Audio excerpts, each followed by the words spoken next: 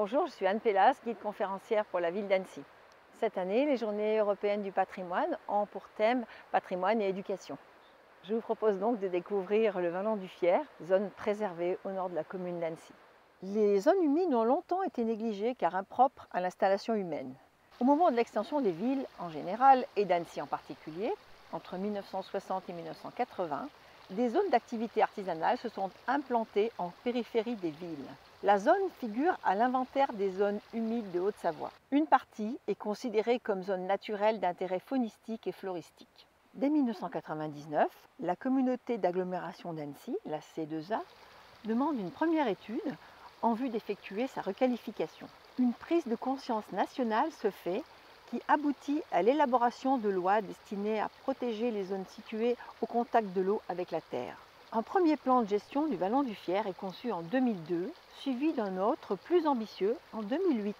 On peut considérer que le Vallon du Fier est un véritable couloir biologique favorisant le passage entre les grands espaces naturels situés en amont et en aval, comme la Mandala, la montagne d'Age et le Semnoz.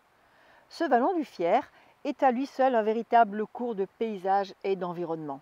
Des actions de sensibilisation ont été entreprises par la FRAPNA, relayées par le plan de gestion de 2008 de la C2A. Sous la zone, il existe une nappe phréatique dans laquelle sont installés 5 puits de pompage qui alimentent la population en eau. Aujourd'hui, le Vallon du Fier accueille 2 parcours sportifs, celui d'Épagny-Métessy et celui de Mété. Il est quadrillé par 4 km de chemin, dont la moitié ont été créés à l'occasion de la requalification du site en 2008. La zone est recouverte de forêts constituées de saules, de chênes pédonculés, associés aux charmes, frênes, sycomores et une pinède. La faune que l'on peut y découvrir est encore sauvage. Il s'agit d'un ultime refuge. La pêche est possible dans le Fier, qui est un cours d'eau de première catégorie piscicole. Un nouveau plan de gestion est actuellement envisagé.